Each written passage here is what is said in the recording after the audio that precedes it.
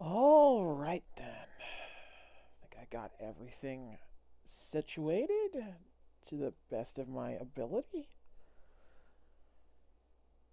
Okay. Pulling up the rules document. And I have accidentally created an audio tunnel because of course I have. Alright, I always do that. Oh, amateur ass mistakes. Of course, of course. Wouldn't be a Space King Scott stream without some stupid ass amateur hour mistakes, now would it? Okay. I'm going to turn on the application audio. And so we're going to play some tunes in the background. I'm going to try and make sure they're not too terribly loud. So, going to crank that volume down, and then I'm going to crank myself up. Alright, if there is anyone out there, could you tell me what it sounds like? Please.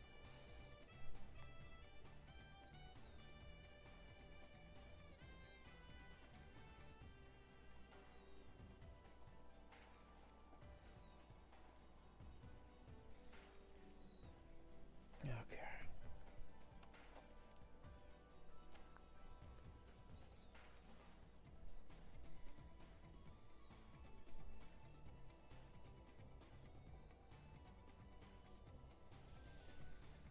Alright. There's the rankings. I just pulled up the rules document. I'm going to be reading this for a couple minutes while we wait for anyone to pile in. Master audio is kind of quiet. Alright, hold on. So that's me, my voice.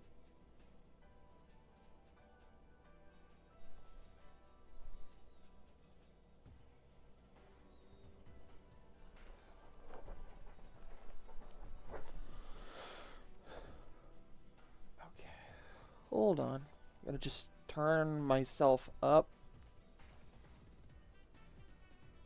And I guess the game up slightly as well. Might as well, I guess.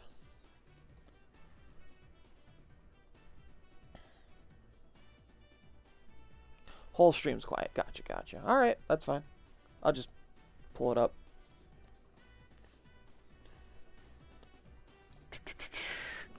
How about now?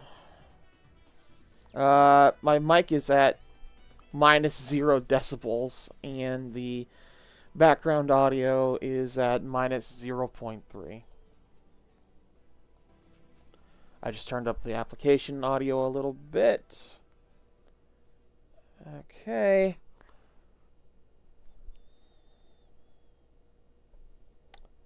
How about now?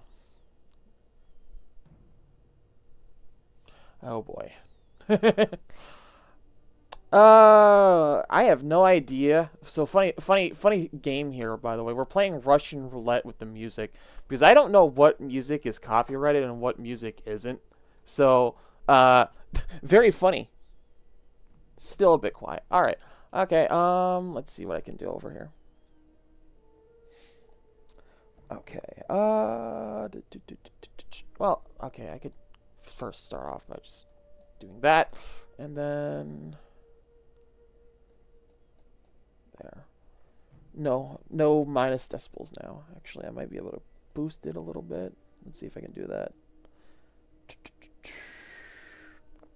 Properties. Alright, and advanced audio.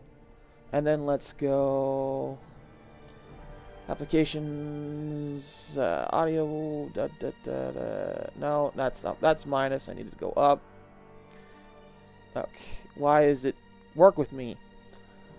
Wouldn't be a Space King Scott stream if the OBS didn't try to just kill me every single available opportunity. You know, that just tends to be how it goes. Alright, how about now? I turned it up by about 2 decibels, as well as just boosted the application audio itself. Although I'm going to turn down the music in my headphones because it is slightly loud to me, and I don't want to create an audio tunnel.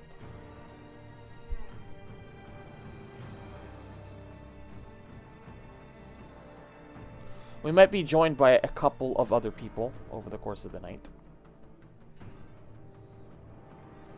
Probably sounds fine. Alright, we can get into things. Alright, so this is the 2024 games I finished rankings. Pulling up the rules in here. These aren't like super duper firm, just some basic guidelines for how this is going to work. Alright, in order to be ranked on the list, it must have been finished. That means I must have rolled credits on it, or otherwise, depending on the individual circumstance surrounding that game. Games will be ranked from a rank of S to S, depending on the subjective experience, and context will be provided in each individual case. Mods and hacks clause. So, modded versions of games and hacks are completely valid for the ranking. That includes improvement hacks, and I will explain these situations in detail when they are relevant. For the game to be counted, it must have been finished within the calendar year of 2024, obviously.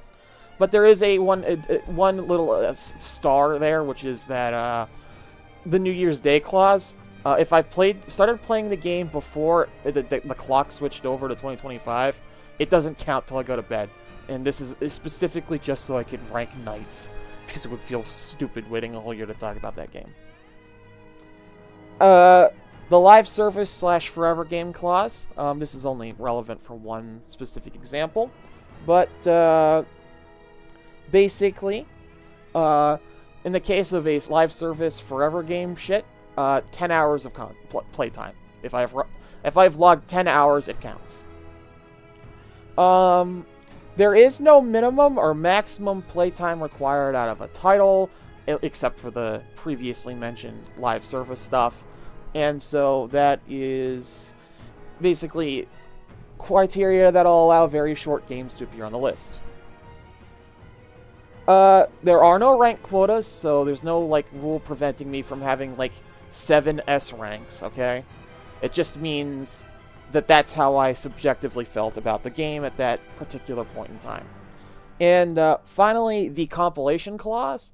In the case of a video game compilation, I'm not going to be ranking the compilation, I am going to be ranking the individual titles within the compilation. And I will be highlighting whether the compilation made the experience better, or if it made it weaker. I will be talking about that, but I'm not, for example, the entire classic Sonic Saga is here. I'm not talking about Sonic Origins, which is how I played it. I'm talking about each individual title. But I will highlight how Origins improved, or honestly kind of worsened, each individual one a little bit. I hope that makes sense. And without further ado, I could probably start and get actually properly into this. Alright, so first game, which is Spark the Electric Jester. I started 2024 on a very sour note with speed-based platformers, which was, I had finished within the New Year's time cycle, Sonic Superstars, and that game was miserable. So I wanted a better game, and I saw that the Spark Trilogy was on sale, so I purchased it. Spark 1 is probably a B, I want to say. It's probably a B. I enjoyed it a decent enough amount. A couple levels go on for a bit too long, and also it does it does kind of have a little bit of that my first proper game aura about it. There's a little bit of roughness to it. There's there's an attempt at story and lore. It's not very well fleshed out. It's good, just wasn't the palate cleanser I was looking forward to after Sonic Superstars. Alright, so next up is Spark 2. And Spark 2, I was told going in that this was the weakest game of the series, but what I found when I was playing it was just a pure sense of joy that I had not experienced that the style of a speed-based platformer is supposed to invoke, and as a result, I actually ended up enjoying it a bit more than Spark 1. There was more attempts at lore. It wasn't fleshed out, but I was having fun. And then that leads perfectly into Spark 3. I just did all 3 in one go. And that is a very easy S. Holy fucking shit. that is one of the easiest S's I'm going to award for that year, because it basically just takes what Spark 2 was attempting in its level design and gimmicks and all of that, and just crank it up to 11 in every possible respect. If you were like me, where you liked Frontiers but you wished it was better or whatever, or like you have been an adventure kid and you wanted something that felt like it was going to push the Sonic series forward, well, before Shadow Generations, this is it. This was the title that you were looking for. Holy crap. That's all I can really say. It's just holy crap. Oh, Antas has joined us. Hello there. Excited to see where Ghost of Tsushima will rank. Alright, I won't give it away, but suffice to say it'll be pretty good. Kirby's Return to Dreamland Deluxe. So, for this one, I did consider breaking this up into 2 parts, which would be Kirby's main story, and then in addition to that, the Magalore missions. But the thing is, the Magalore missions don't really feel like a side game. They feel like just an additional mode that takes a couple hours that was tacked on to make the package feel more worth it to people who had already played it. And I mean, it worked for a decent number of people. People love Magalore, but your mileage may vary. It is more of the 2D Kirby gameplay that many people would argue has grown stale. I don't agree with that notion. I like 2D Kirby gameplay, but Forgotten Land is very obviously the best Kirby game on the Switch. As for how I personally feel about this title, I've always felt that Return to Dreamland was better than like Star Allies, for example. But it was weaker than Robobot or Triple Deluxe. Especially Robobot. So I would say that this one's probably... I would say it's a fat C. Yeah, it's going to be a high-end C. That's how I feel about that game. Not bad. Not bad by any stretch of the imagination. Just not setting the world on fire. Next up is Neo, The World Ends With You. So, this game and I have history.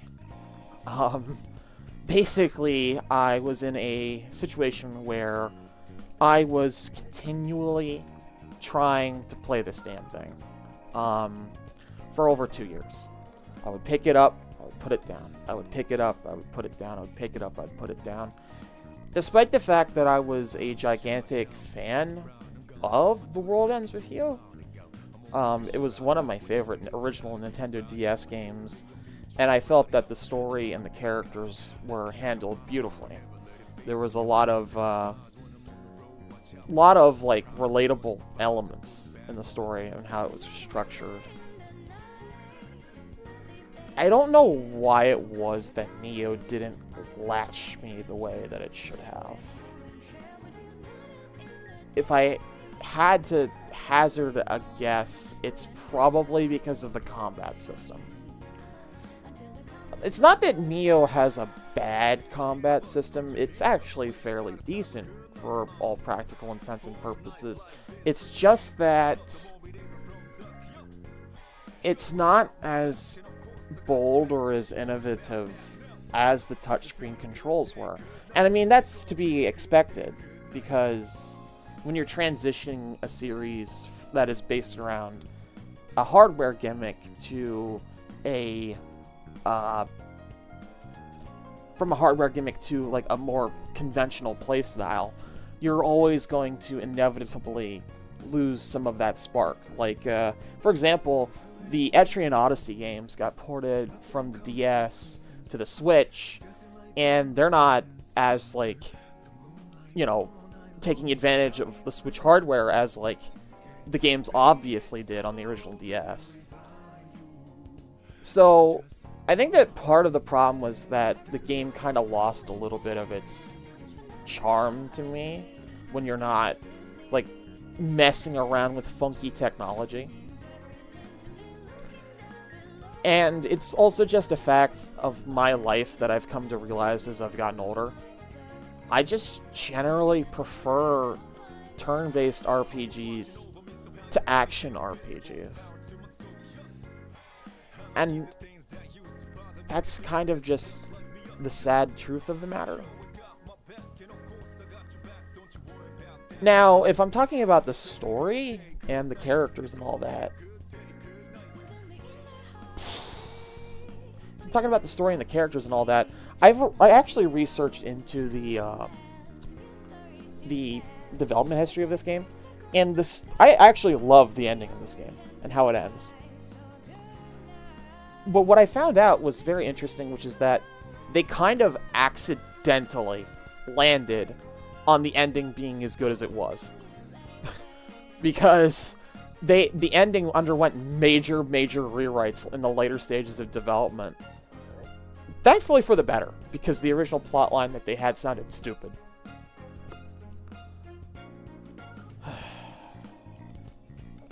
But it is still just the world. It's more The World Ends With You. It's more of that awesome vibe.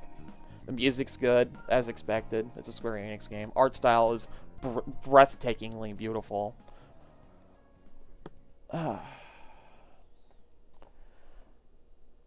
The World Ends With You, Anta says, The World Ends With You was incredible on the DS. Well, The World Ends With You Neo has a bit of pacing issues. Yeah, the DS touchscreen can't be reached on a single screen, but I think more so the combat, the length of the game was slightly on the longer side for me. Lost some steam by the end. Yeah, that's kind of how I felt. I did eventually get everything together, obviously, to play the damn thing, and sat down and really got into things, and I would say by the last week, for me, things picked up. So, I'll go with a high B.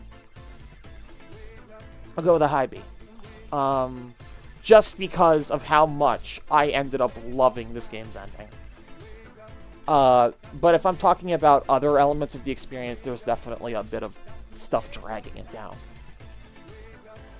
Okay, so this game is weird.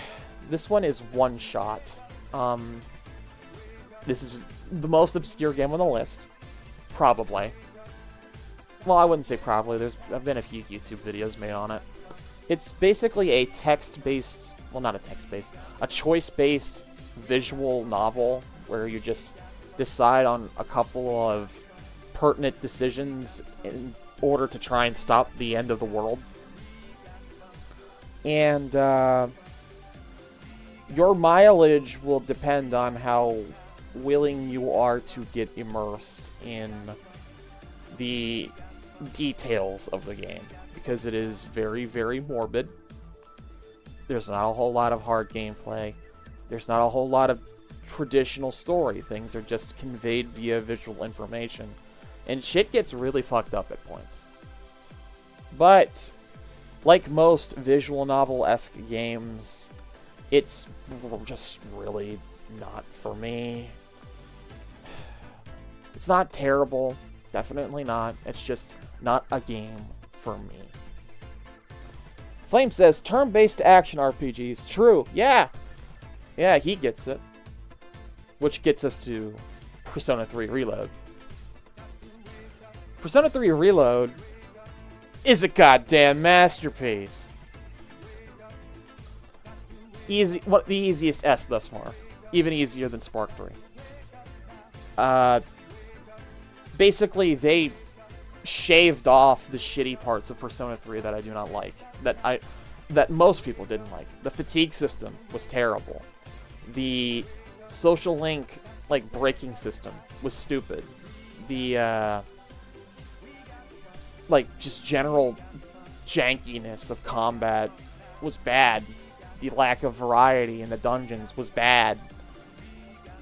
And Reload just comprehensively went down the list of things that Persona 3 did shittily and just did everything that it possibly could to shave off all of these bad parts, leaving only the things that shine. So that's like, you know, the element weakness resistance system that Persona has built itself around, Persona Raising, which has some of the more modern amenities, although it doesn't have reverse compendium fusion, which I wish that it did.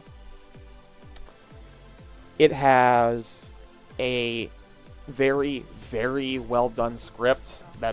I didn't notice any grammatical errors or anything like that, which is, you know, a thing that I noticed a couple of times in Persona 5 Royal.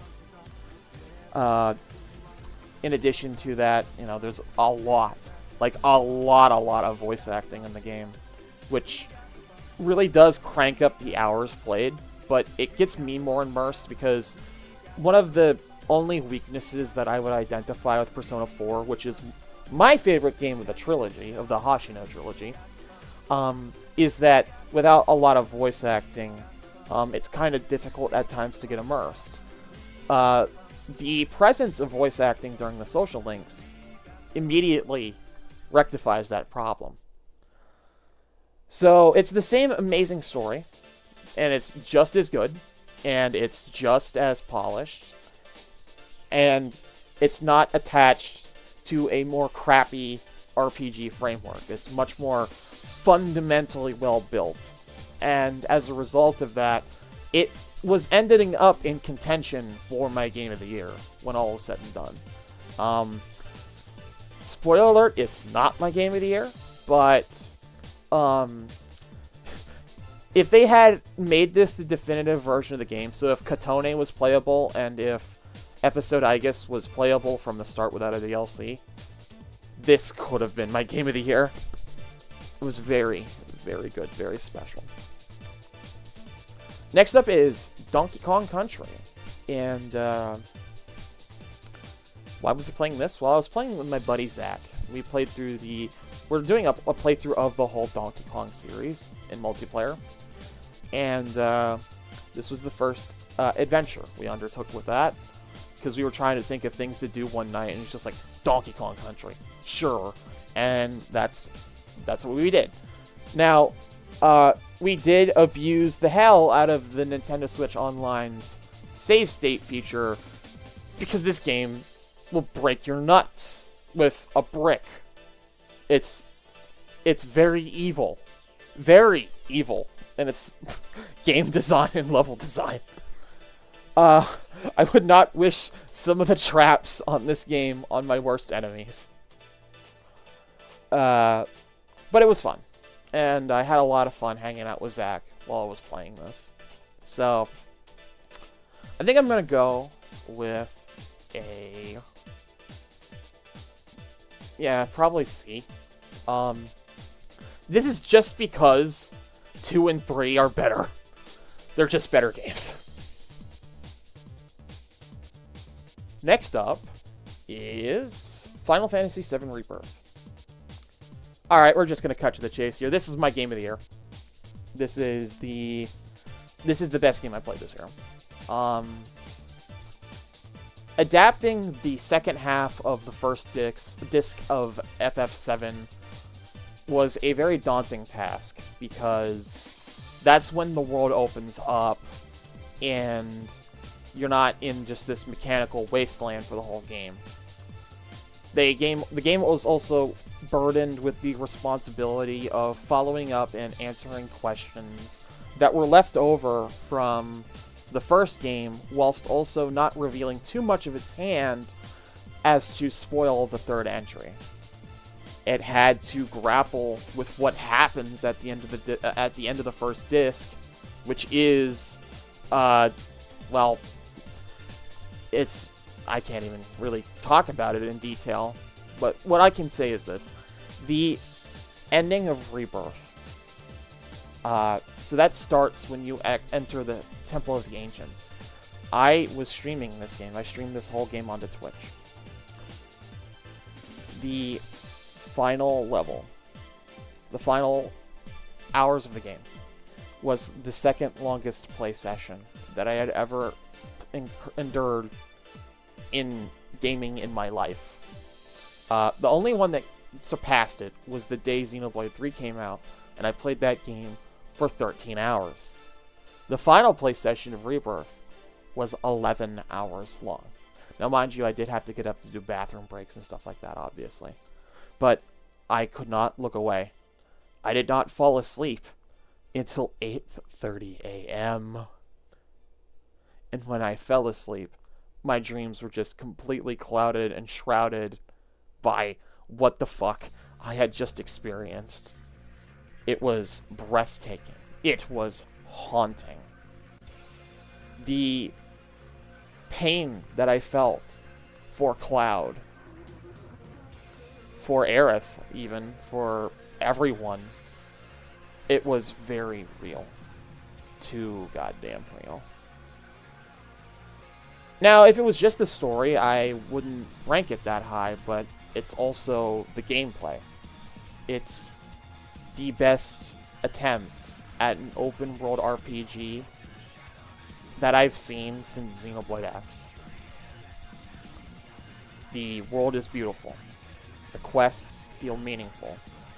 There are a whole host of side activities to engage in to break up the pace. The presence of more playable characters means that the combat has a less of a easy time getting stale like it could in a remake. That adds into the additions that they made to the combat system, the synergy system, and other stuff like that, which resulted in a more diverse experience in the combat system, which was also tutorialized better, because I was probably the worst player of Remake who ever lived. What happened with Remake was that I would just mash the hell out of the square button until the enemy died, when you're supposed to use the ATB system to use magic constantly. I wasn't, because I was terrible at the game. But once you get a hang on the ATB system, and how you're actually supposed to use it, so you're supposed to assess the enemy, and then, like, target their weaknesses and all of that. It's really, really damn good. Just, whoa, man. And then there's Queen's Blood, which is a minigame that is so good that they could chop it out of the game and sell it as a proper digital card game, and no one would have argued with you. I want Queen's Blood in Part 3, because if it's not there, I'm going to be mad. You can't do this to me. You can't give me something that good and then take it away. So yeah, Rebirth, Game of the Year. It's a fucking 10 out of 10. But there's no getting out of that, man. It is a 10 out of 10. Berserk Boy.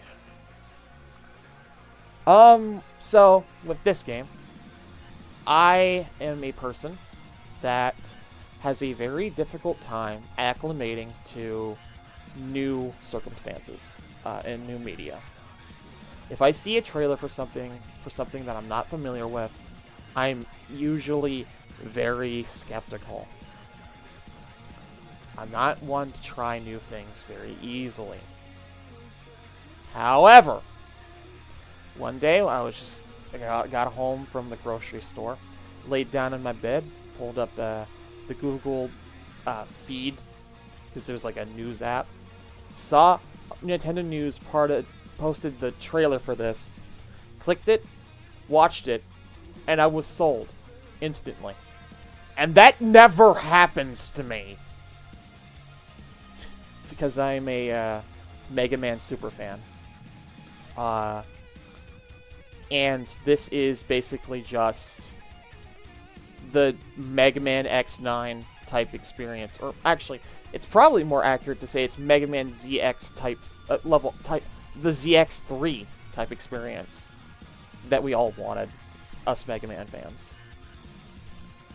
There's elements of first game syndrome to it. There's some janky level design, but the power-ups feels great. The music is amazing. The sprite work is beautiful. There's also backtracking, which is handled decently.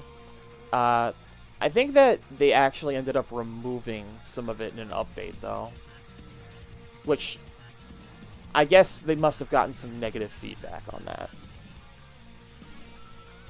Anyways, I'm going to award this... I'll probably give it the equivalent of a low A once all is said and done. There are some elements that feel like first game syndrome. Berserk Boy 2, however, is going to be fire. I absolutely know this for a fact. Next up is Paper Mario The Thousand Year Door Remake. Paper Mario The Thousand Year Door is one of my all-time favorite childhood games. I played through that title 3 times as a kid. So much so that I literally memorized where almost every collectible in the game is. I know where all the damn star pieces are. I know where all the shine sprites are. I know the solution to almost all of the side quests. Memorize the damn thing. It was one of my first loves in gaming, and this version of the game seeks to improve pretty much every individual flaw that people have talked about over the years. A lot of stuff that wasted time, like the backtracking problem in the General White quest, the need to go into the menu every single time to swap out a partner, the lack of a spring to backtrack on Keyhole Key, for example. The game fixes all of those problems and more to make a much smoother, more presentable experience for the modern gaming tastes. And as a result, even with the weakness that this remaster does have, which is that it cuts the frame rate from 60 to 30, I genuinely don't care. This is how I'm going to replay TTYD in the future, and how I'm going to try and remember it in the future, because those little changes that they made added up over the long term. They cut out probably what I would say is probably 5 hours of bullcrap over the course of the whole experience. I timed the General White quest. I actually made a recording and timed the General White quest. Played on GameCube, and then also played on Switch. On GameCube, it went for almost a half hour. On Switch, it was like 9 minutes. And that just blows my damn mind. Then there's just the elements of this game that are always timeless. There's the great level design. There's the fun combat encounter design. There's the many gimmicks to the combat system. There's the music, the presentation, which is timeless. The characters, which are fun and interesting. It's just Nintendo seriously went out of their way to make a personalized apology to everyone that was upset with the state of modern Mario RPGs. I'm going to give it the high A ranking. I think that's what it deserves. Next up is Crypt Stalker. So the story about this game, how I encountered this, is kind of weird. Like, really weird. Basically, I was having a conversation late last night with my buddy Ice, and he was talking about how terrible the Switch eShop's filtration is. And he's right. Switch eShop is filtered like shit. But anyways, I was scrolling through just to see how bad things were, and I said, it can't be that bad. And then what happened? I just randomly scrolled past this game, which looked like an actual game that was being sold for $1.50. It looked like an actual video game. So without looking up reviews or anything, for $1.50, I just took the plunge. Because, like, my thought process was, how bad could it possibly be? For like a half hour's worth of gameplay that's really ball-bustingly hard for no good reason and doesn't really have much in terms of a proper story or anything like that. And also, the only good part about this game, honestly, was the music. F. It's just not that good. It's just not that good, man. Next up is Super Monkey Ball Banana Mania. So, this was a game I, much like Neo The World Ends With You, had picked up a long time ago, but kept dropping because of various factors. It's just a literal fact that the level design and physics just aren't as tightly done as they were on the GameCube. That is just an objective fact. Now, it is, at its core, still Monkey Ball. And the elements of Monkey Ball that are fun will be fun forever. So, I think I'll give it mid-C. Yeah. By the way, this is a remake of Super Monkey Ball Deluxe, which itself was a compilation of 1, 2, and then a bunch of original levels. But, this game literally just mashes the entire Monkey Ball games into literally just one experience, just like beginning to middle to end. So it'd be as well as the fact that deluxe stages aren't counted as like their own story. So like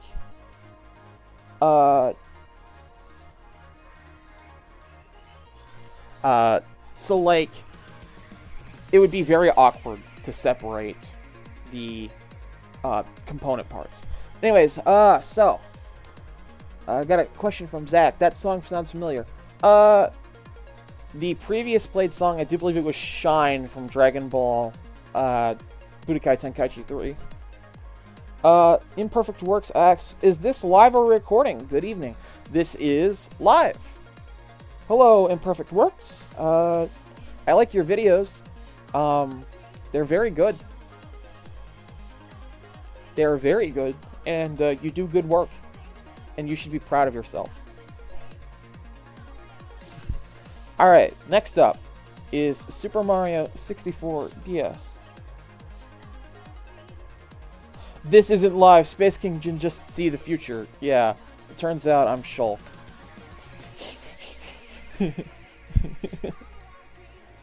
Super Mario 64 DS is a very controversial game because they adapted a game with 360 degrees of motion to function on a 8-direction control pad. And that actually did admittedly get in the way of my experience when I was young. I could tell that the game just didn't control amazingly. And so I think around the 50-star mark, I just benched the game when I was 11 years old, and I never picked it up again. Fast forward to now, and I have a very, very hacked 3DS. I've done ungodly things to it.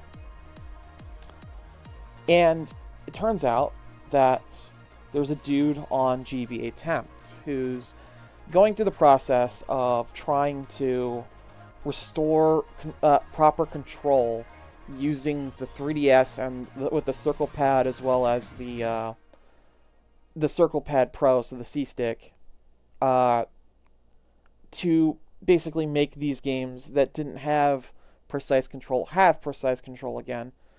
And holy crap. Why is the video paused? Keep going, you piece of crap. Anyways. So, Super Mario 64 DS with restored analog controls. How does it work? It works pretty damn well. It works pretty damn well. The input basically just works the way that it did on the DS because, on the N64, because it turns out that Mario 64 DS does have analog control. It's just that 360 analog control. It's just that it's mapped to the touchscreen. If you can then map those touchscreen controls to the 3DS Circle Pad, and therefore you have control that's pretty analogous to how the game was originally supposed to function. Now, there is some weirdness. Doing backwards jumps and stuff like that, like stuff where you had to quickly flick the stick, doesn't control very well in this hacked together version of things. But it's a hell of a fucking lot better than the default Mario 64 DS experience. So I'm going to say, as a result of that, still not as good as I would like it to be. But it's getting there. Low A. Next up is Ikaruga. Ikaruga is an hour long. But I played it twice. With unlimited lives and continues because is it even humanly possible to beat this game without dying? That's something that I'll leave the Japanese arcade quartermasters to sort out. I'm not very shmup-pilled. It's not like my realm of expertise. But it is fun. And it did inform the design of Sonic Frontiers hacking missions, which is also fun. As well as probably the Nier Automata hacking missions. I'm gonna go with a low B. It's good. Wish that the lore wasn't untranslated and hard to follow. Next up is Spyro 1.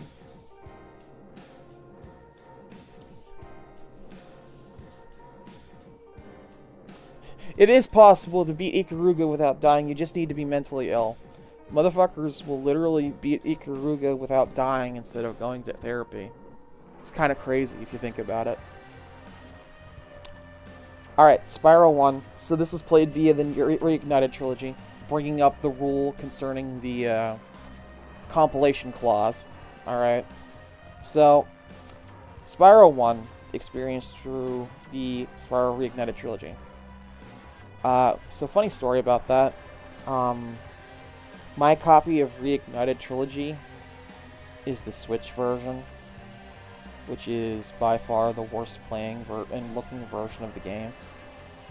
Like 720p 30 FPS. Not a graphics whore, never have been. But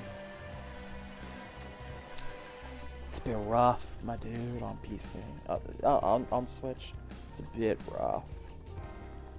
Thankfully, I have a M Classic video upscaler in order to make the footage not look so ass on my modern display. But when I found out about the Steam Family Plan and the fact that we had Spyro Reignited Trilogy on there, for the latter two games, I switched over to PC. I should probably replay this game someday, but in the context that I've played it, I have no choice but to give it a C. It's a good game. Very good game. It was very fun. It was fun to experience it for the first time, as well as its brethren. Especially considering that as a little kid, I had a couple of Spyro games the bad Spyro games. So I knew that I just owed the series my time. Alright, compilation clause for the whole classic Sonic series. Sonic 1 is a very difficult game to go back to nowadays, I'm not gonna lie. This game reeks of first game syndrome. They came up with the character, the world, the idea of Sonic, and then they proceeded to make like 2 good levels and then 4 bad ones.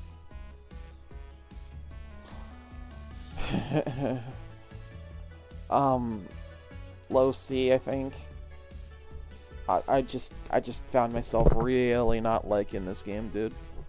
Just, man. Also, this is not the first time I've played the classic Sonic saga. When I was a little kid, I had the DS collection of classic Sonic titles, and I played through most of them to completion. And then Sonic CD, I played on the Sonic Gems collection. I got the bad ending because I was not good enough to get the Time Stones. I corrected that on this run-through. Sonic CD is a B. I'll go for a B. Low B. Just a better version of what 1 was trying to do. Special stages are a lot more fun. The music's awesome. Level design's whack, but it's not like actively terrible like level design in Sonic 1 is at times. And that's all I really have to say about that. Sonic 2. This is the first game in the series that felt like it knew what it was doing. Because they said, alright, we have the characters, we have the concept, we have the basic level design gimmicks.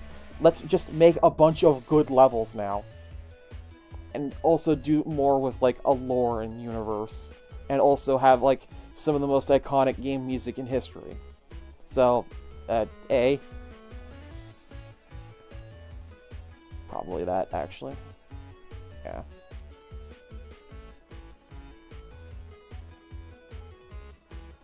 Yeah, that's how I'm gonna do that. Sonic 3 and Knuckles, then. Well, I mean, you're seeing a pattern emerge here. Yeah, low S.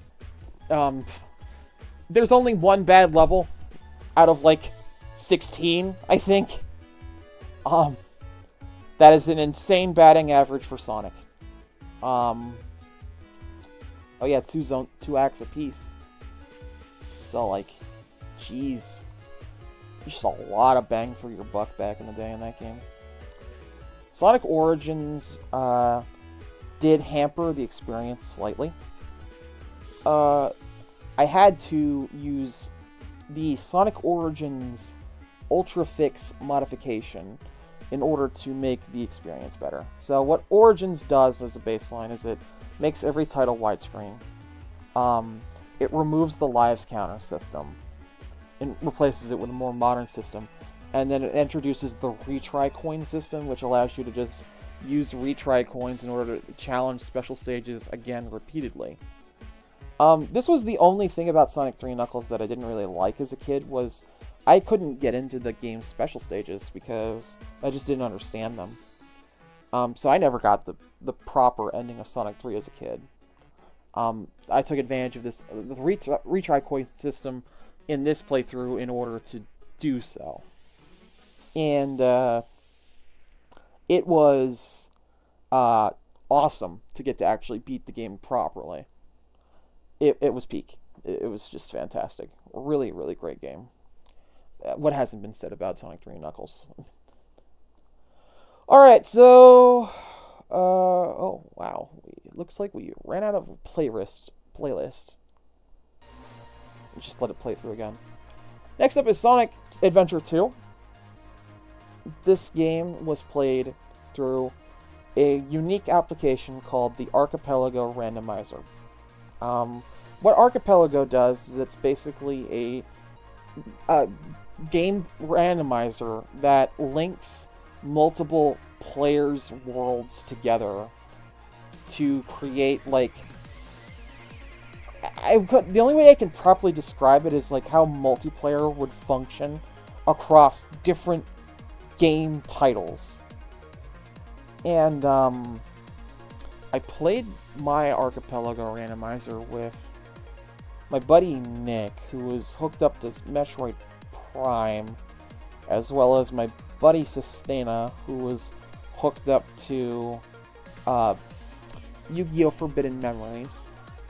And the other player was, I think, Zach, who had Mario and Luigi Superstar Saga.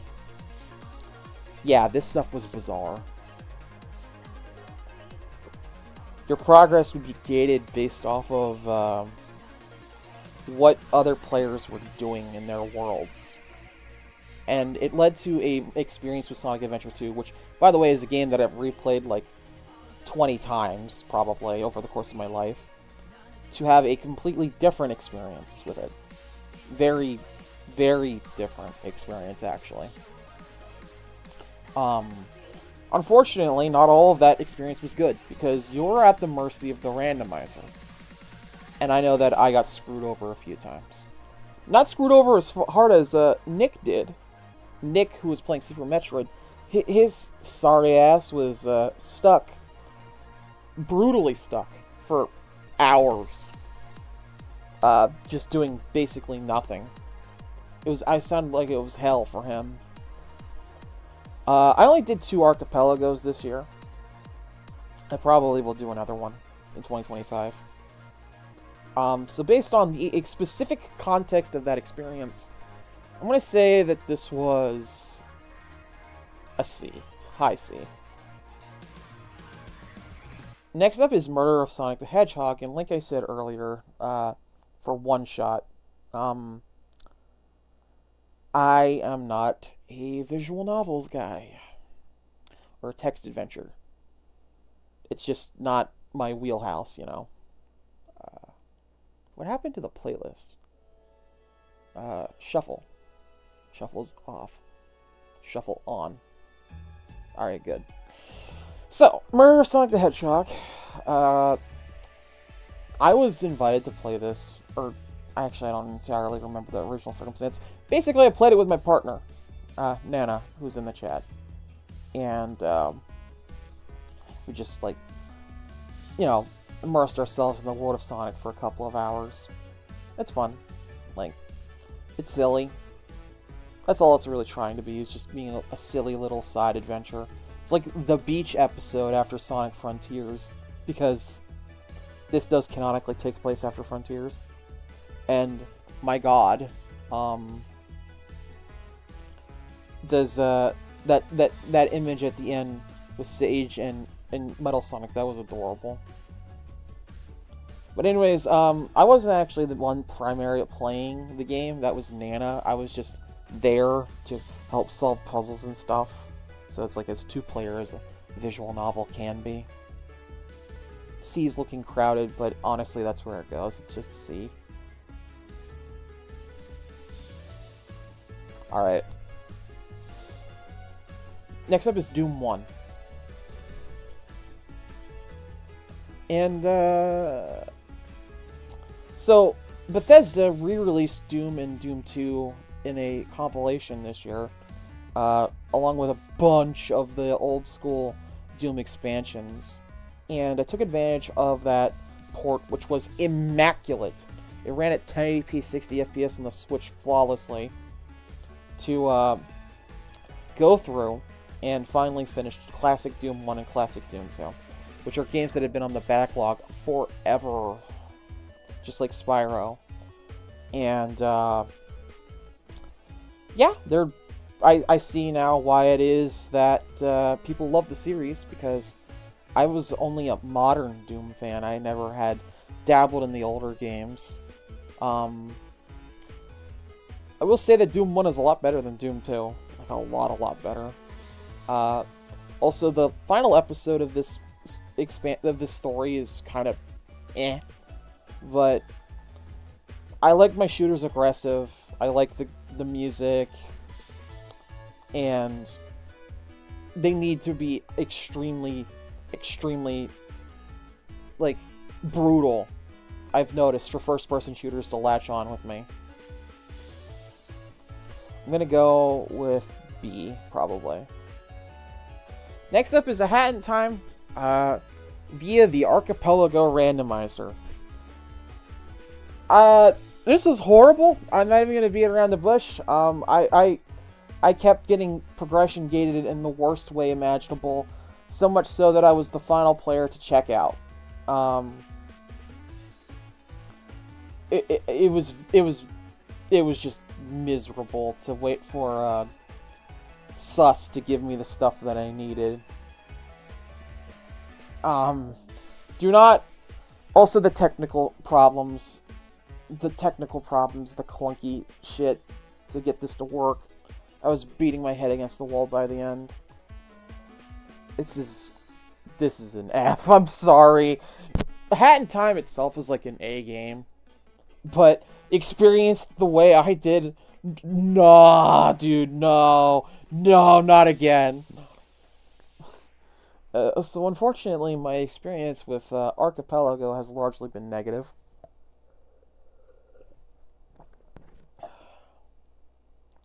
Next up is Super Monkey Ball Banana Rumble. I swear to God, if the music doesn't... Why? YouTube, you have had literally a single job.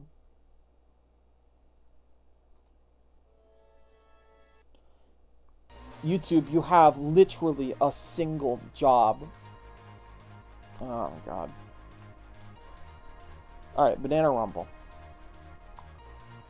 So, this game is interesting because the physics are better than they were in Banana Mania, but still not GameCube level. And the level design is a lot better than any of the post-GameCube Monkey Ball games. Presentation is nice. The attempt at a story was fine. The music going for a pop kind of vibe was a unique take. I'll give them that. I was very surprised by that. The dash mechanic, in place of the old jump mechanic that they had in Banana Blitz HD and Banana Mania, was actually innovative and tried new things for the series. And some of the levels are very brutal and very difficult, which is what you would hope for on account of the fact that this is Monkey Ball. It's easily the best Monkey Ball game that's been produced since the GameCube era for the series. I'm going to give it a high B. Yeah, that's probably about where I feel like it should go. Nana says Archipelago sounds like ass. Your mileage will tremendously vary. What I can say is that it's for people that have already brain rotten themselves on the specific titles that they adore. Next up is, Donkey Kong Country 2. Donkey Kong Country 2 did everything that Donkey Kong Country 1 did better. Better level design, better music, better control at points. Nick says it's fun if you pick the right games. That is completely correct. I did not pick the right game either time. I did not. Holy shit, I did not. It sounds like I would have a lot of fun with Yu-Gi-Oh! Forbidden Memories. It sounds like I would probably have some fun with some of the proper roguelike titles that are in the pool. Stuff like Hat in Time or Sonic Adventure 2, which are like rigidly structured. Oh, hell no. Actually, now that I'm thinking about it out loud, this is there. Yeah. No, even lower, maybe. Jeez. Yeah, jeez.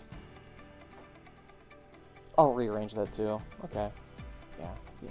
Yeah, okay. Yeah. That's how it goes. Back on topic. DKC 2. Me and Zach had a hell of a time trying to get this game completed, because the thing is, it has a secret ending in True World, and we just fucking cheated because we couldn't be screwed to do all of the crap that you need to do in order to 100% this game. It's evil. Also, save states for the win. I was so bad at this game. The goddamn sticker brush level. Oh yeah, there's that one level with the damn bird that's just chasing you around the damn vine maze. It was like, oh no, make it stop. But no, it was a hell of a challenge to overcome, and it was fun overcoming it. I don't know if Zach's watching right now, but if they are, just know that you've done a tremendous service going through this series with me, because I've needed to replay the classic Donkey Kong series for a very long time. It's been on the backlog forever. Alright, low A.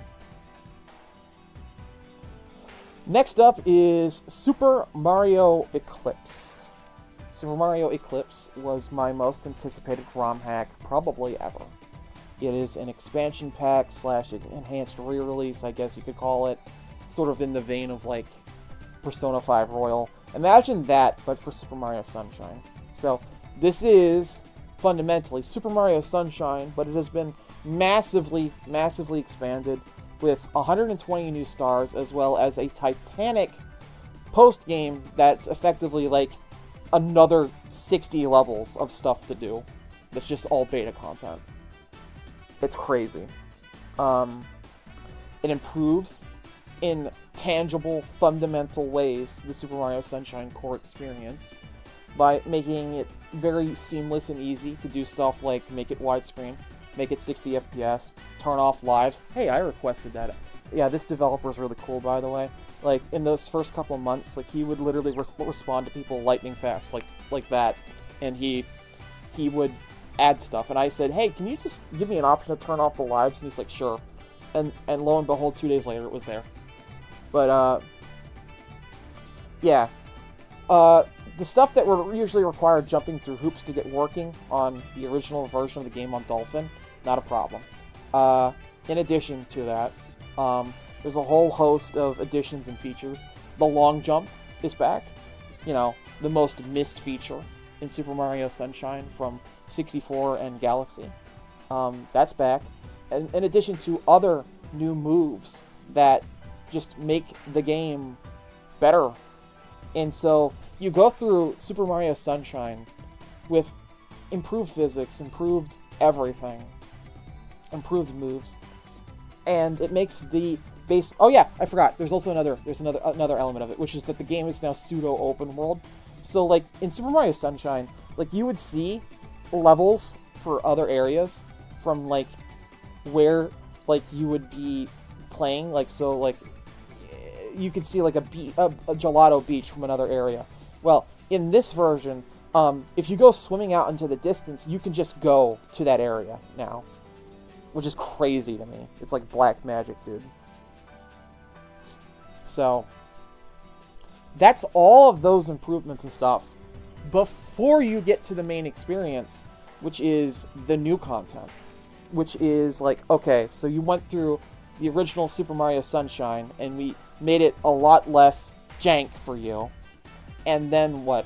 We're going to add new content that is pretty damn hard and very new and stuff that you've never seen before, to then like basically give you like what if Super Mario what if Super Mario Sunshine had a Galaxy too, but it's like glued to the original experience. So like Eclipse is basically like what happens when they're leaving Isle Delfino, and like you have like a bunch of levels that take place on the Daisy Cruiser. That's really cool, really interesting idea. The levels, very challenging. Probably some of the most challenging 3D Mario levels that have been made that I'm aware of. By the end, man, I really did adore this game. I was chomping at the bit like every single day, just booting up Dolphin to play more. It was that good. It was that damn good, dude. I'm gonna give it a low S. Yeah. Yeah, that's how I feel about it. This is the Super Mario Sunshine of your childhood dreams. It made me feel like if Super Mario Sunshine was a more full, more complete game that like just brought out all of its full potential to make it the best game that it possibly can be. Nintendo, hire this man, even though you won't. Next up is Ghost of Tsushima. So, I have a story with this game. I kept sliding off of this game. I was very insistent for the first year or so that I owned the game that I wanted to play the game with the Japanese dub, but it just kind of came to my attention over the course of this experience that I just kind of realized that I don't do well with Japanese dubs. I need an English voiceover in order to get immersed. If I don't understand what the characters are saying and I have to read, that takes me out of things. And so as a result of that, I got like almost halfway into the game playing with Japanese subtitles, but every time I would play for like a day and then just drop the game for a month.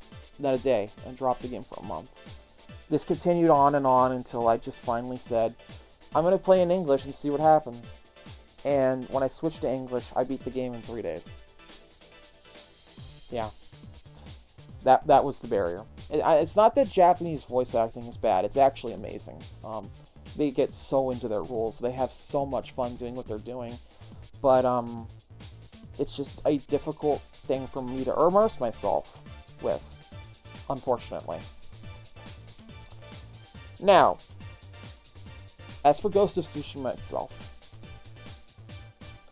it's goddamn incredible.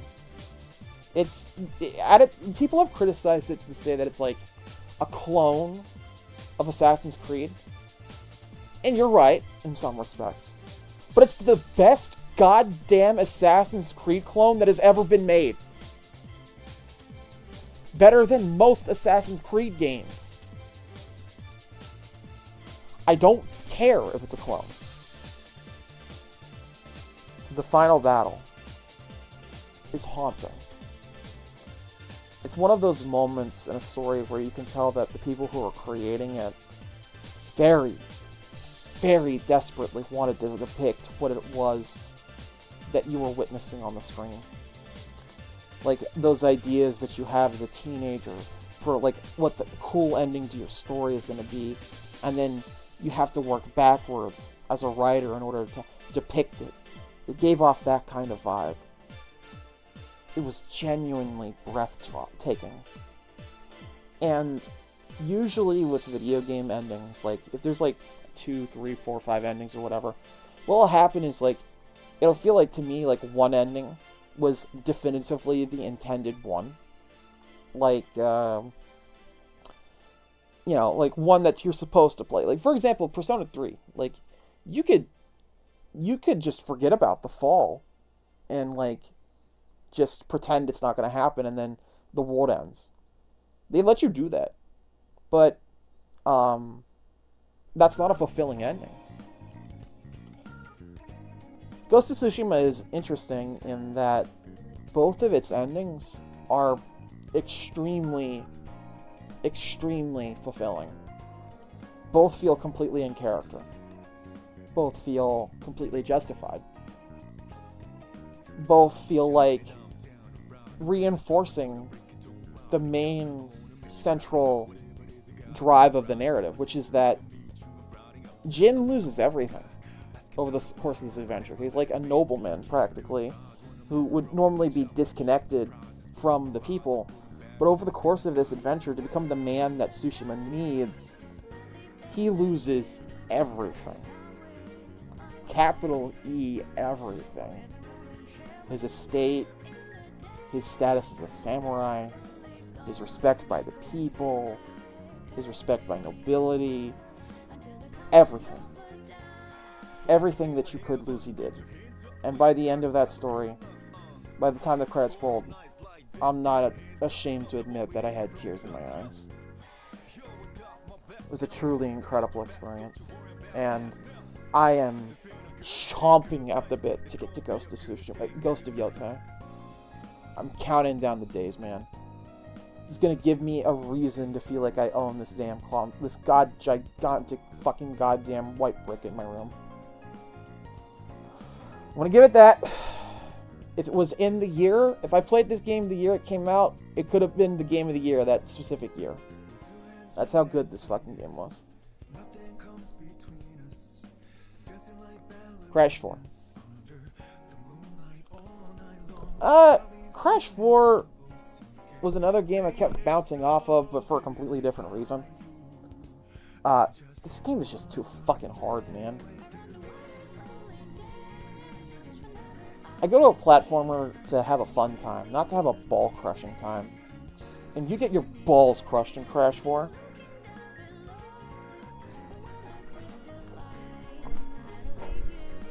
Nick said the ending does go hard. Yes, Ghost of Tsushima is crazy good at its ending. And anyways, Crash 4 is a ball crusher of a game.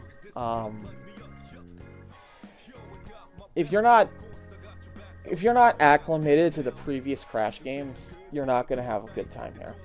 Now, I did get through the previous Crash games, and I 100%ed Crash 2. Including Cold Hard Crash, which made me want to commit slip and slide.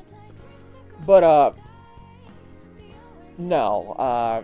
Do I think that it's funny or cute what they did to, like, lean into the difficulty? No. Will I ever 100% this game? God, no. And, please, just make the game a bit easier next time if you guys do ever make a Crash 5. Fingers crossed. We had those leaks from Toys for Bob, which are disappointing. How would I rank it with the rest of the mainline Crash games? It's better than Crash 1, because Crash 1 just sucks in my opinion. But it's not as good as Crash 2 or 3. I'm going to get it a C. Middle C, probably. Next up is F-Zero 99, which is shockingly good. It's a live service game, but it has no microtransactions to speak of. Just how I like it. If you're going to make a game that lasts forever, don't make me pay money to play it. I'll have the upfront free fee. For this case, it's your NSO fee. For a game like Minecraft, for example, you pay once and then you get updates every year. That's how I feel like it should work. I know that not every game can sustain a format like that, but that's how I want things to be.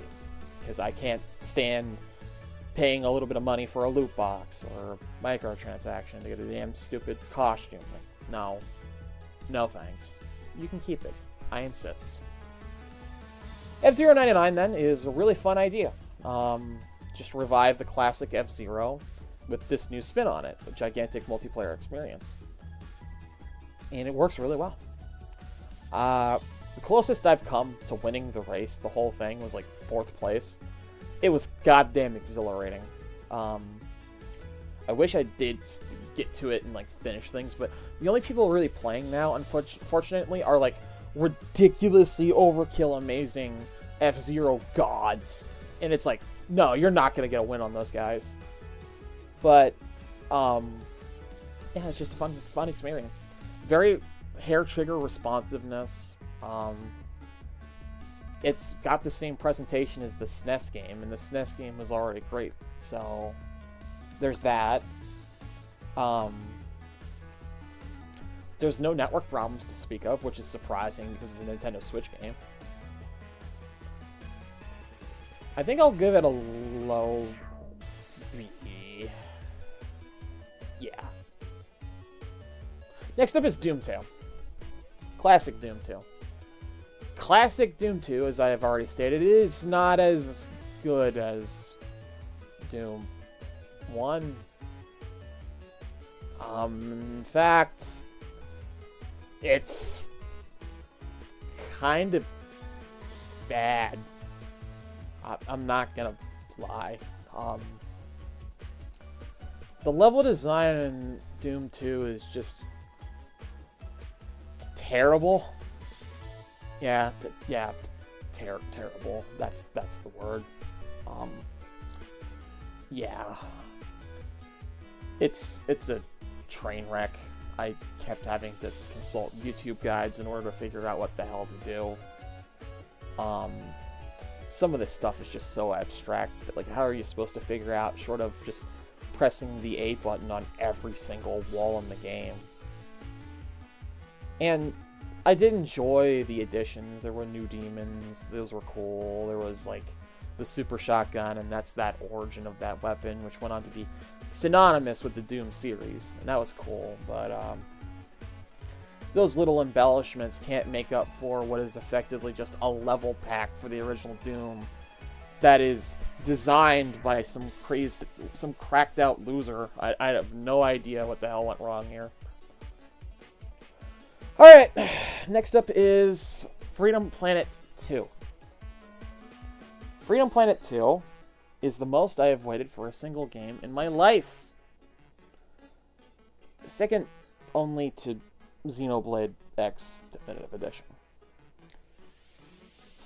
I think I did math to pull out how long I had been waiting for Freedom Planet 2. Because I was very adamant about playing the game on the Nintendo Switch.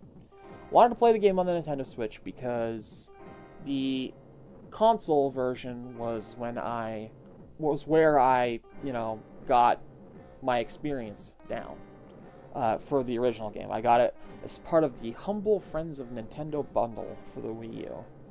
And I played this when I was a teenager, still in high school. And I dubbed it the best 2D Sonic game that I had ever played. And shortly after that, they announced the sequel, like sometime around that same year. And I was enamored. I wanted to play. But I didn't want to play on PC. And that was stupid, because I ended up waiting 2 additional years on top of the fact that the game itself took like 7 years. I ended up waiting like almost a whole decade for this game. Does it live up to the hype?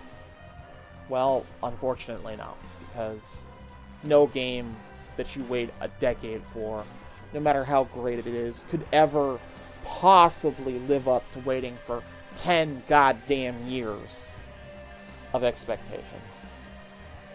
Of course, I wasn't actively waiting for it that whole time, because that would be stupid. I was filling my time with other things. But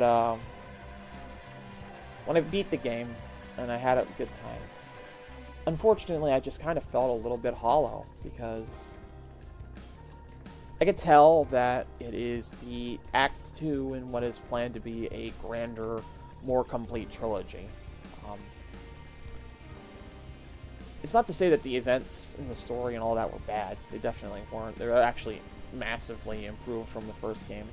And there was also the level design, which just was generally better. It's just that I have no way to describe it other than it feels like it didn't hit like the first one did. And with that in mind,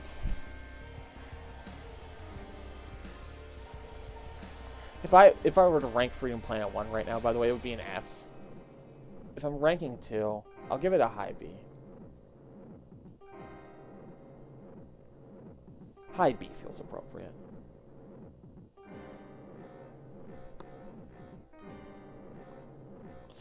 Nick says, I had 0 expectations for Freedom Planet 2 and I loved it. I think I need to just do more runs of the game with the other characters, because I've only played through as Lilac, and I'm halfway through as Carol.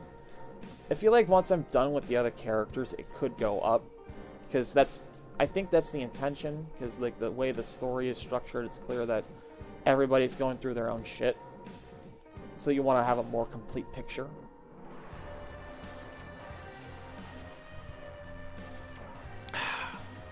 Next up is Spyro 2. Spyro 2 was played via the Reignited trilogy on PC, which makes a gigantic difference, but it's also just a fact that Spyro 2 is a way better game than Spyro 1, in like every possible respect. High A. They just did everything that the first game did more of it, and made it better. And that's all I really have to say about that. Next up is Spyro 3, which is better than 1, but it's not as good as 2. It's, like, weird because they kept trying to throw in a bunch of different playable characters for whatever reason. I walked away feeling very strange. And there's also just a couple level segments that are kind of crap. Low B.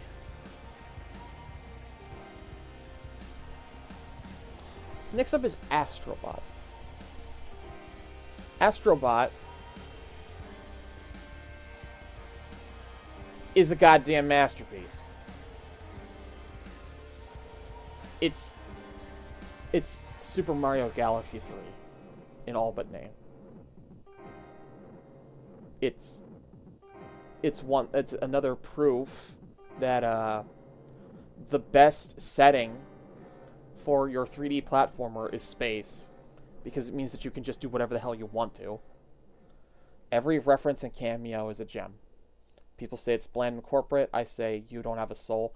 Team Asobi clearly loves what they're doing very deeply and care a lot. It's adorable.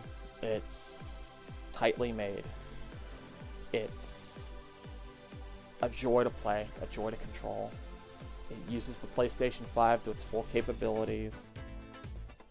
It's not ashamed to be what it is. It's tightly scoped. It was made by a diverse team of both Western and Eastern talent. It didn't cost a goddamn fortune to make. It wasn't chasing any trends. It just wanted to be the weird, wacky, funny game that it is, that celebrates the history of PlayStation. And it's completely justified in the fact that it won the Game of the Year award. Now, mind you, I still think Rebirth is my Game of the Year. But I'd be damned if I couldn't lose with dignity to Astrobot. Astrobot deserved to win. And that's all I really have to say about that. Next up is Donkey Kong Country 3. Donkey Kong Country 3 is weird, because I would still say it's better than DKC 1, but it's not as good as Donkey Kong Country 2. Also, Kiddy Kong is lame as hell. Also, the last levels are a dick-crushing contest, and me and Zach also cheated again to get there.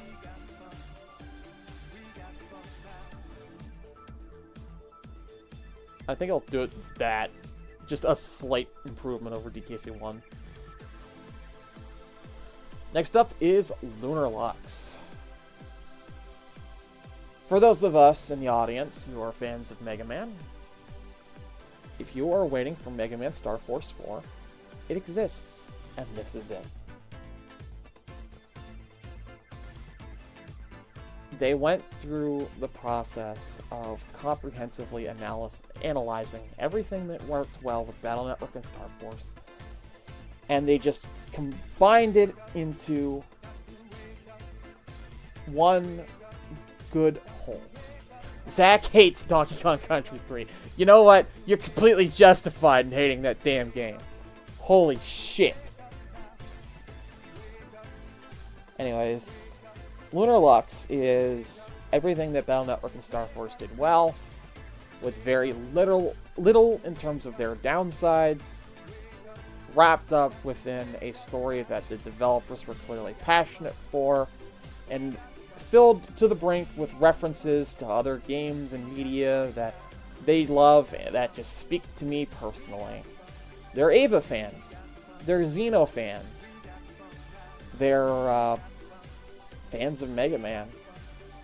And like it just shows everywhere with stuff just oozing out. It's lovely. The music is also amazing. It's like that sci-fi vibe and beat that I had missed since Star Force. And also, it was a birthday game. Nana gave it to me.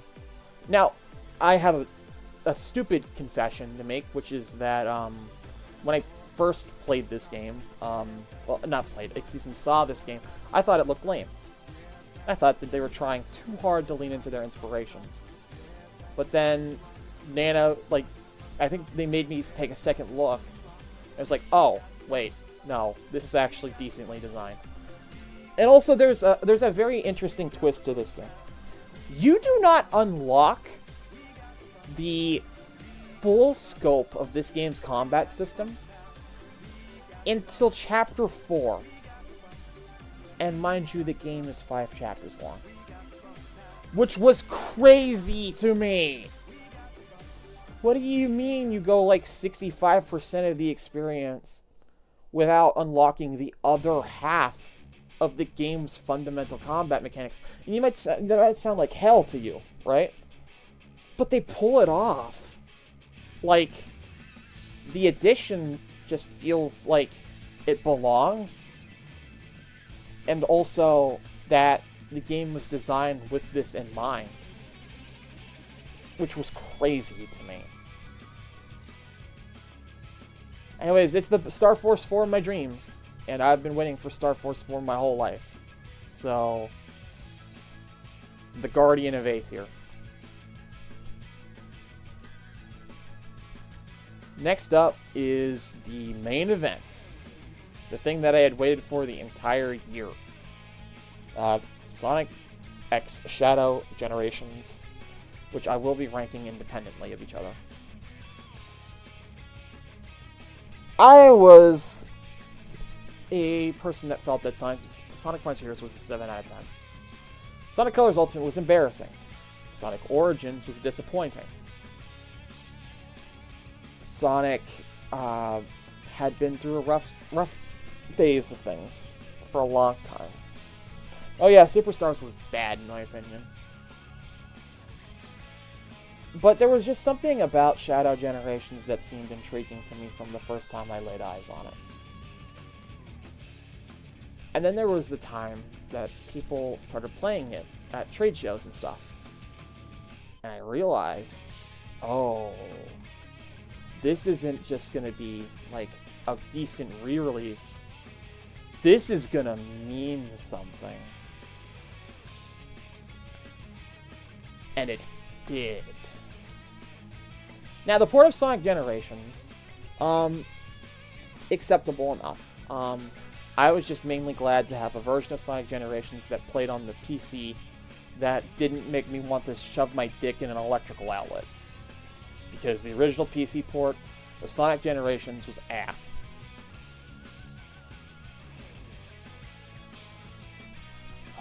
Also, give me just a minute. I'll be right back. I need to take care of something.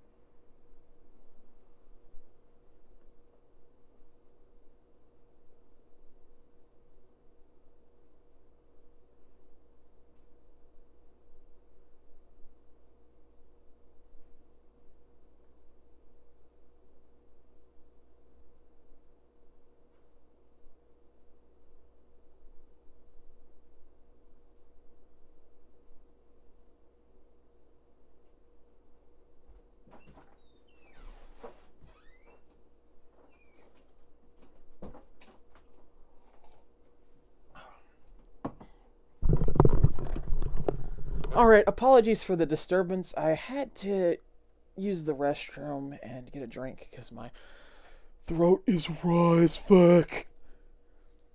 Okay. Because I've been talking for like an hour, if not more at this point.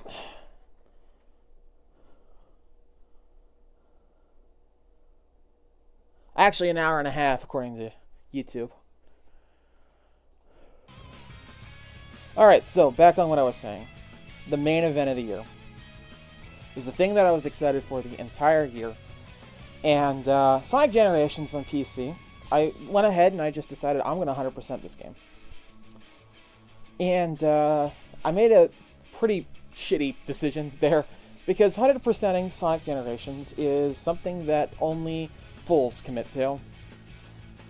But goddamn was the main levels, both classic and modern, just as good as I remember that they were when I first played the game on PC, when I first got into PC gaming in 2017. With that in mind, I'm going to give the original Sonic Generations... yeah, that feels right. Low A. And then Shadow Generations. So, how do I feel about Shadow Generations? Well,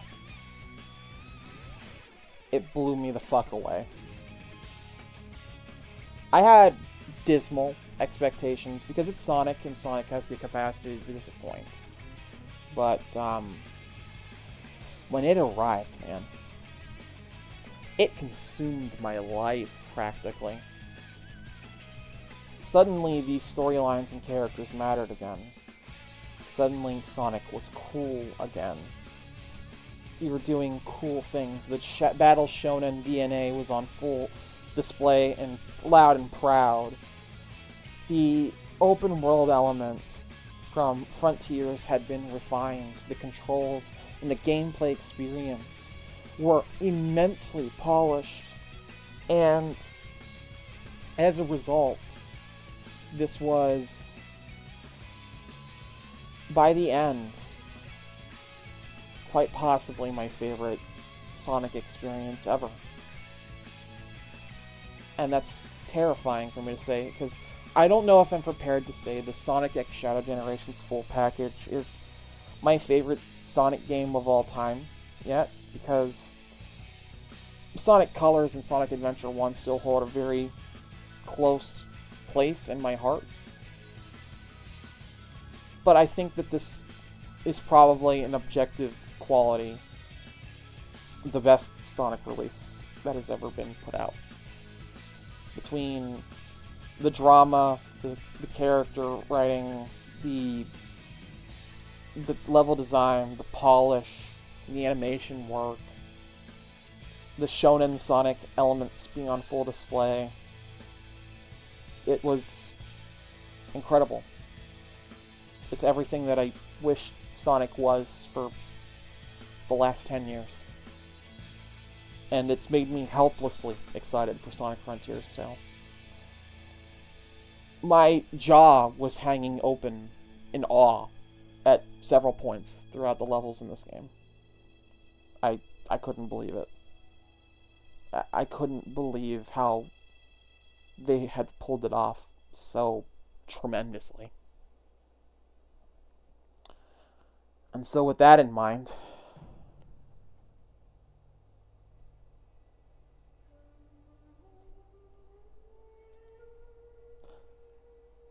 it's going to be bronze, silver, gold, platinum. Shadow Generations walks home with the bronze.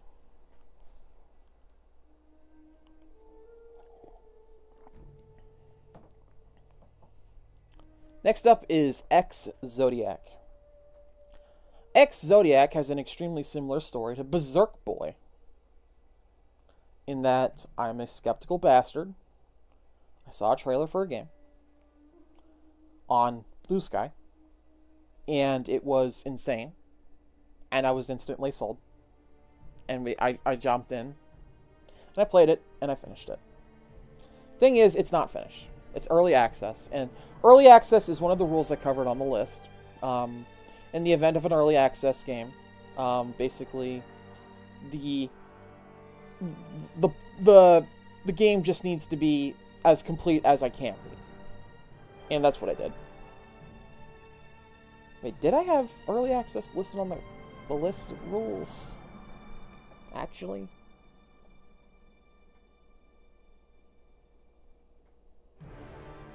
No, actually, I didn't. And I forgot to write that. That was the one thing I forgot to write down. Yeah, no.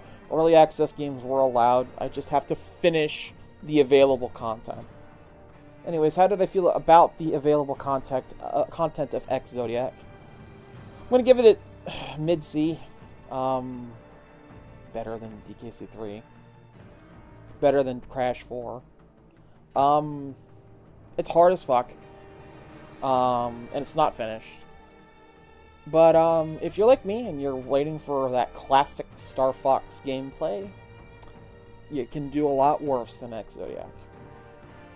Next up is GoldenEye 007, and I played it via the Switch Online N64 app using my Brawler 64 controller, which was updated to support NSL. The interesting thing about this game was that this game came out before the era of twin-stick shooters dominating the world. And so, if you're a person that, like, lived in the realm of twin-stick shooters, you're just going into this probably expecting the worst controls. The worst controls you would ever experience in your life. But what was really, really shocking was that wasn't the case. The controls for this game have aged pretty damn well. Now, would you still prefer twin sticks? Yes, absolutely. Like, why would you ever turn down the opportunity to have a second stick if you could have a second stick? But for what it's worth, the game still plays as well as it did back in the day. And it's just a shocker to me that this thing even got re-released, given that, you know, Nintendo and Microsoft, as well as I think EA and Rareware all had to agree to do so, which is just nutty. I had the Wii remake of 007 on the Wii. And man, does it not compare? This is a lot better than the remake. Like, a lot better. Anyways, I'm gonna give this... there, mid-B. Alright, next up is Super Smash Bros. Ultimate, specifically World of Light.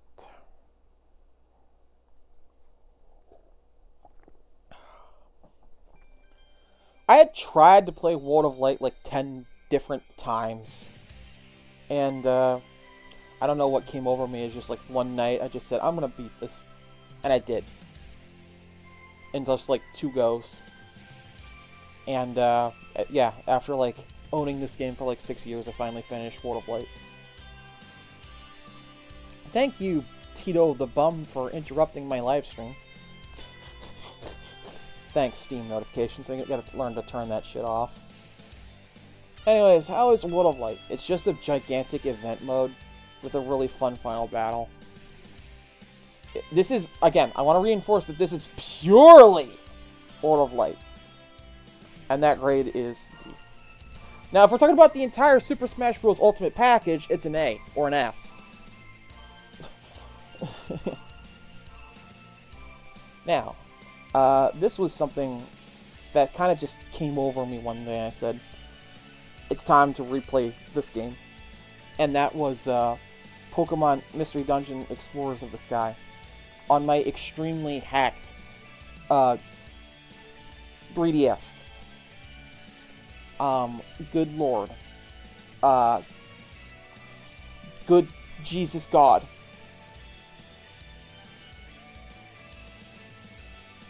Settings, notifications when a friend joins the game. Alright, thank you, Flame.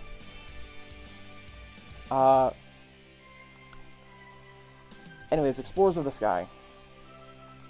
It's been so long since I replayed Explorers that I genuinely forgot a decent amount of some of the stuff that happens in this game. And so I got to experience a lot of that stuff for the first time again.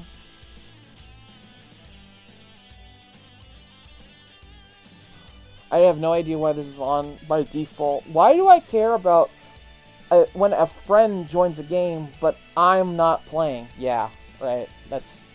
You're correct. Anyways, Explorers of the Sky it's an S. Still holds up. The dungeon crawling is incredible. There's a massive risk-reward system, and the game stacks systems on top of systems on top of systems in order to, like, just make it challenging, but also not, like, ball-crushingly hard like the Sheer and the Wanderer series, from which this is derived.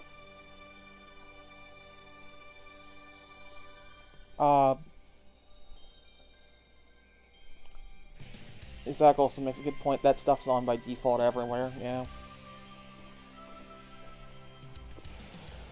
Oh, man. I'm gonna take a sip real quick. My poor throat. Holy crap.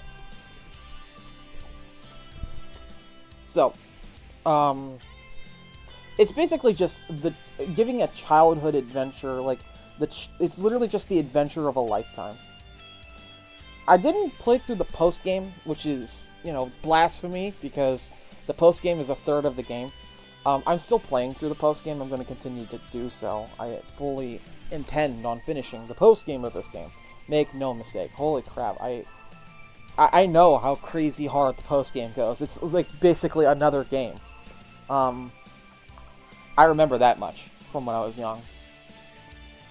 The only thing I don't really like about this game is that there's some poor quality of life decisions. Like, for example, when you're in Spinda Cafe, you have to watch the stupid animation of Spinda making the juice every single time you want to do that. And, like, for example, you have to go running back and forth from the bank in order to get money to buy stuff from Cacleon Shop. Like, that stuff's a bit annoying. I feel like there's elements about that could be improved in a remaster.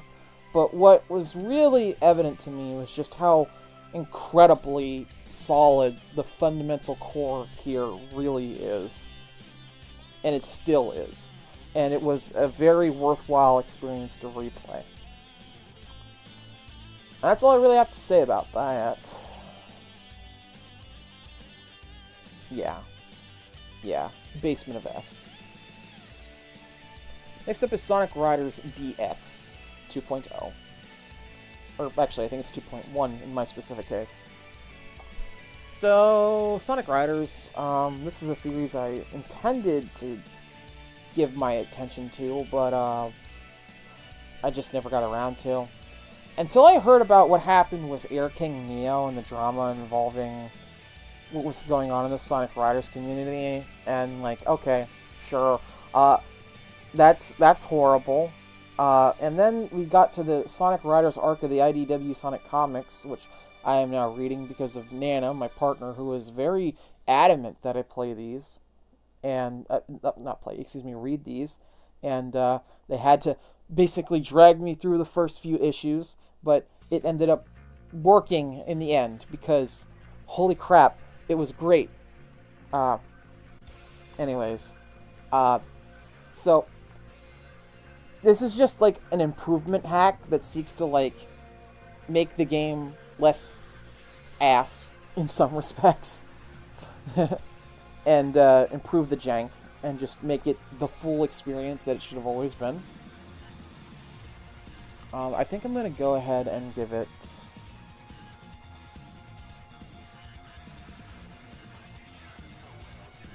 high B.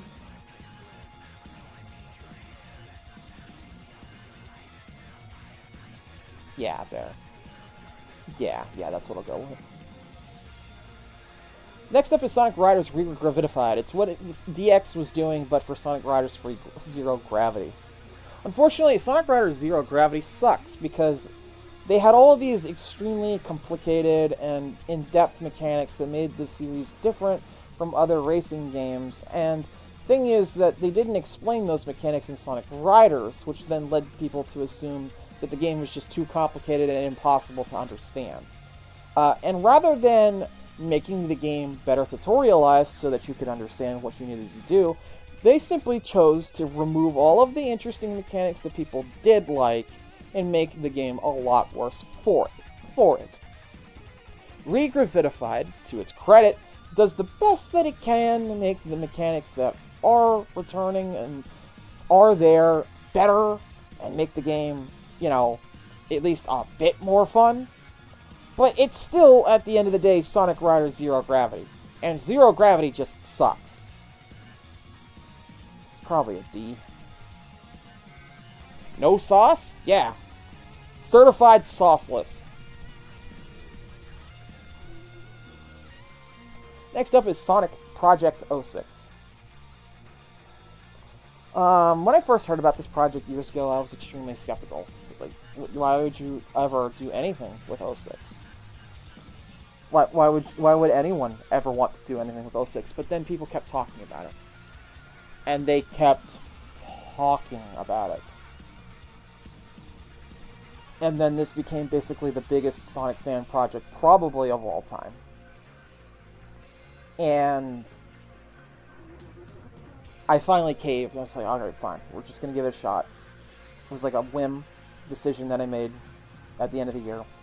It's like, okay, let's see what happens. And goddamn, I was blown away. You have elevated the worst Sonic game besides the only one that's worse is Boom Rise of Lyric or Free Riders. Anyways, you've elevated like a fucking F- tier game to an A- tier game. Well, goddamn done, good sir. Yeah, Zach also forced me to play Base 06 via the Zenny emulator. Here's the thing. Friends don't make friends play Sonic 06. What is wrong with you? Aquaman playthrough soon. TM. Yeah. Zach's gonna have to play some Aquaman for GameCube, which is my pick for the worst game of all time.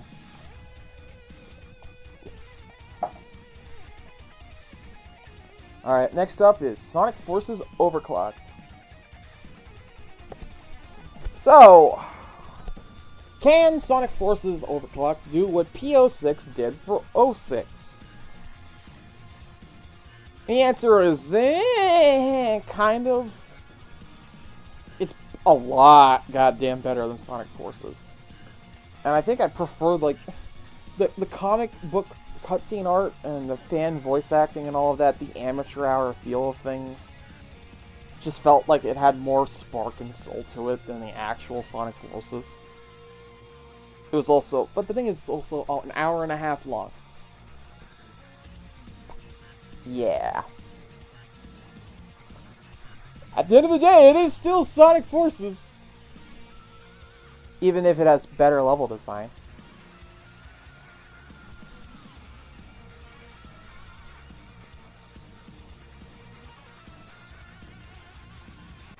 There.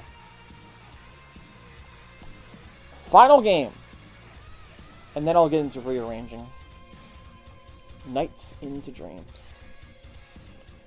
This game kind of surprised me because it was the end of the year, last night of the year. I was like, okay, let's see what I can squeeze in. How long to beat says it's like 2 hours. Alright, let's do it. I had no idea what I was doing. And in addition to that, the PC port is a port of a port of a port of a port. So we have Sonic Adventure Syndrome here. Where just like weird shitty shit has accumulated over the ages. But what surprised me even more was that this game has a mod loader, and all the mods that exist to make this game better are done by a single person, and it was hilarious. And this has led me to believe that Sega fans are quite possibly the most terrifying beings in existence. Because they will literally fix video games that they had no hand in developing instead of going to therapy. And with those mods in tow, and then watching a video explaining how to play the game because there's no tutorial, I was able to beat the game in a couple of hours. And it's pretty good. It's pretty good. That's all I really have to say about that. It's just good. It's a vibe, you know.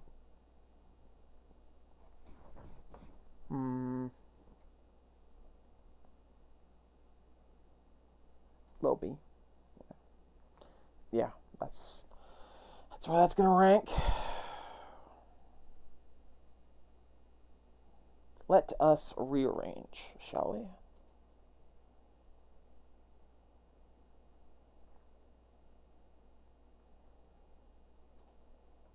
Yeah, let us rearrange. Alright, next up. I'll change that for that. I definitely prefer World of Light to Regraffified. Definitely prefer... Yeah, okay, that's fine. Is Cryptstalker the worst of the year? Yeah, it is.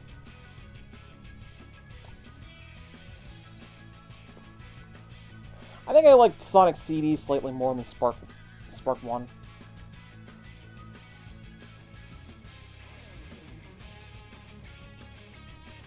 I don't like Spyro 3 as much as I like Knights. I like Knights more than Doom Classic.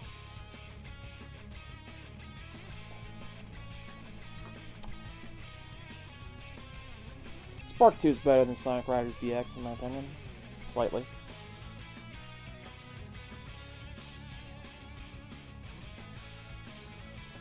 I will jack up Freedom Planet 2 spots. I'll give it the top of B. Because I think that game could probably improve, in my opinion, a lot. And I'll jack up Neo one more spot.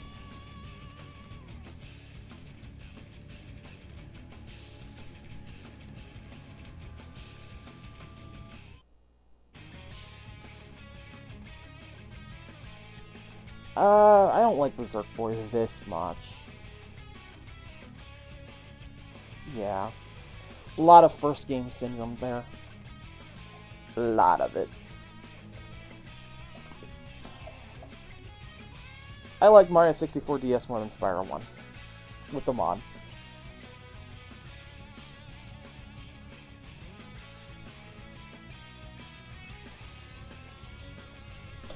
I liked PS6 more than DKC2. And I like Sonic Generations more than Sonic 2.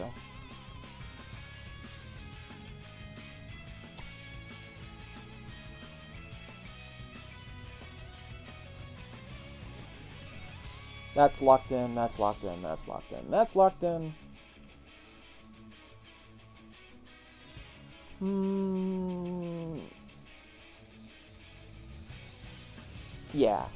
Yeah, I'm fine with that. Okay, I'm fine with that.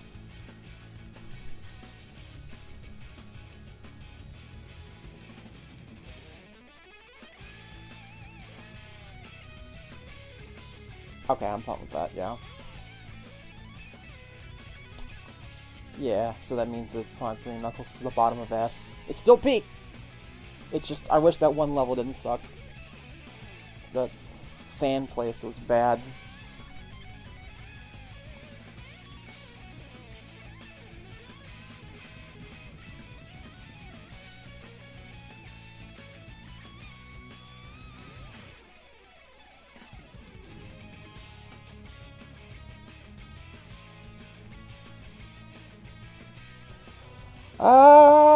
That looks about right. I think that's about what I would rank everything. Yep. Looks like, that's that. How much time's on the clock? About 2 hours now. Yeah. Any questions from the audience? I think I went over every game decently enough.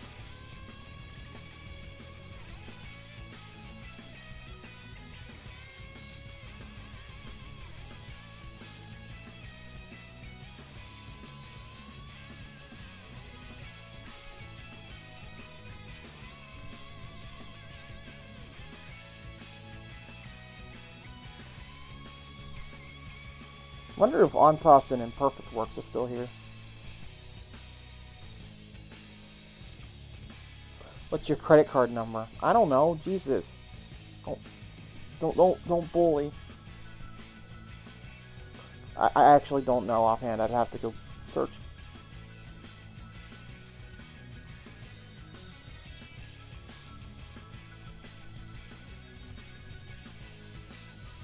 Alright, I'll give it to the end of the song, which is in as a little bit. Speak now or forever hold your pee.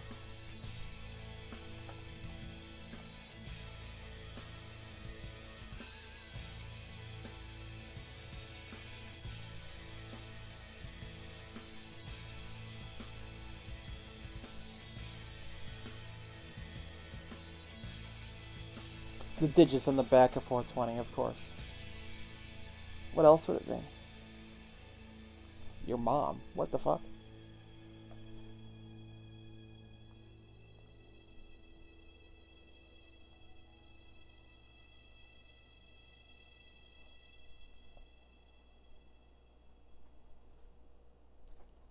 Anyways, this was a year that I reconnected with my Scrimblow soul, as well as cleaning out the backlog. It was a worthwhile investment in time. This year, 2025, it's the year I become a YouTuber. Or die trying. Probably not that dramatic. Alright, well, I've been the Space King Scott. I've had you kidnapped for the last 2 hours. And, looks like that's that. Thank you for joining me. Looking forward to doing this next year. It's going to be a new thing that I just do every year. Why not? It was fun. Although I gotta take care of my poor throat. Alright. Thank you. Bye-bye.